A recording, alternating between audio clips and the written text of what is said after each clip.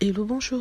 Aujourd'hui, on va parler du prince Harry, le duc de Sussex. On va parler de ce qu'il a acquis depuis son départ de la famille royale.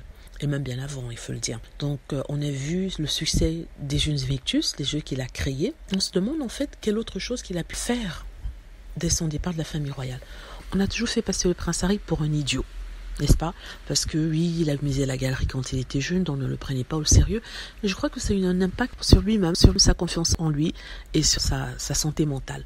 D'ailleurs, dans le livre, moi j'ai ressenti qu'il se sentait obligé tout le temps de prouver qu'il n'était pas un idiot, notamment quand il écrivait le livre avec son ghostwriter, c'est-à-dire celui qui a écrit le livre. Il y avait cette envie-là de prouver aux gens qu'il n'était pas idiot ou bête. Parce qu'à force de vous répéter que vous êtes un bête, vous n'êtes pas si intelligent que ça, ça laisse des séquelles.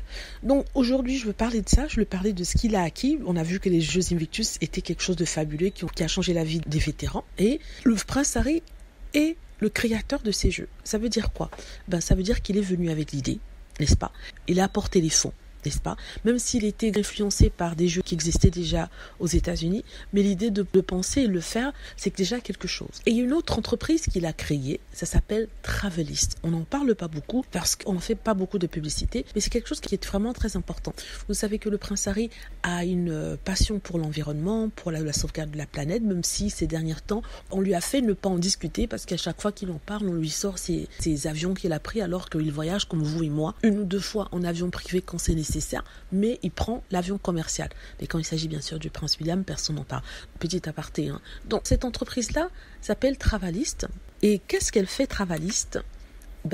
Travelist est une compagnie de conseil sur l'environnement, notamment au niveau du transport aérien. Voici ce qui est écrit sur leur site. Notre mission est de rendre l'industrie du voyage plus durable et nous parvenons en réunissant les principaux acteurs de l'industrie au sein d'une coalition pré-concurrentielle pour collaborer pour la première fois à la diffusion d'informations cohérentes sur la durabilité et au grand public, n'est-ce pas? Cela signifie que nous pouvons donner aux consommateurs les moyens de faire des meilleurs choix pour eux-mêmes et pour la planète. En fait, ce qu'ils font, c'est conseiller les compagnies aériennes, les grands groupes, sur l'émission de leur carbone et aussi une façon de quantifier et d'accumuler les données pour permettre aux personnes qui vont acheter des billets d'avion pour qu'ils puissent avoir la connaissance du dioxyde de carbone que l'avion va émettre avant le décollage, ce qui lui permettra, s'ils se sont concernés par le bien-être de la planète, de faire de meilleurs choix.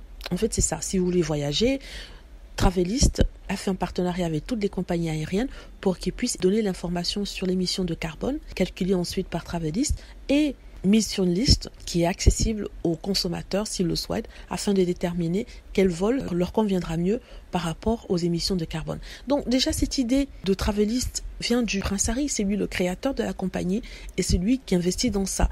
Donc si quelqu'un crée une compagnie qui vient avec cette idée, c'est qu'il n'est pas bête. Vous voyez ce que je veux dire? Mais les tabloïds et les médias, c'est vertu de faire passer le prince Harry pour un idiot, pour une personne pas très intelligente. Avoir les Jeux Invictus puis Travelist à sa botte, c'est déjà beaucoup. Voilà. Et je suis sûre que les personnes qui écrivent ça, les journalistes et les médias qui écrivent ces bêtises-là, n'ont jamais rien créé de leur vie, sinon gratter du papier. Donc je vais rendre hommage au prince Harry à ce niveau-là, pour dire que c'est quelqu'un qui est passionné, c'est quelqu'un qui est humain, d'où l'étiquette qu'on veut lui coller d'idiot du village, parce que quand vous êtes humain, vous montrez des sentiments, vous montrez de la compassion pour les autres, vous faites rire les autres pour qu'ils puissent se sentir mieux, ça y est, vous êtes un idiot du village. Mais je dis ça parce que c'est l'impression que les gens ont. Plus vous êtes généreux, plus vous êtes ouvert, plus vous faites rire la galerie, le monde, parce que bien sûr, le rire, c'est très important, vous êtes communicatif, vous êtes ouvert, les gens vous voient déjà pour une cible, n'est-ce pas? Et en plus de ça, il vous prend pour un idiot parce qu'il y a l'expression trop bon, trop con. Et je crois que, je ne vais pas dire que ça s'applique ici, mais je crois que c'est l'étiquette qu'on a voulu lui coller. Et c'est triste parce qu'il fait rire, il est ouvert pour que les gens soient heureux, soient à l'aise. Vous voyez, c'est en lui, il est comme sa mère. Et justement, Diana, on avait dit qu'elle n'était pas si intelligente que ça.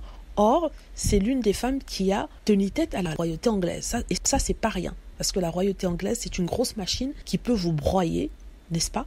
Dites-moi ce que vous en pensez. J'espère que vous avez aimé la vidéo. N'hésitez pas à cliquer sur like si c'est le cas, à vous abonner pour plus de vidéos et à cliquer sur la petite cloche afin d'être averti lorsque je poste une nouvelle vidéo. Merci.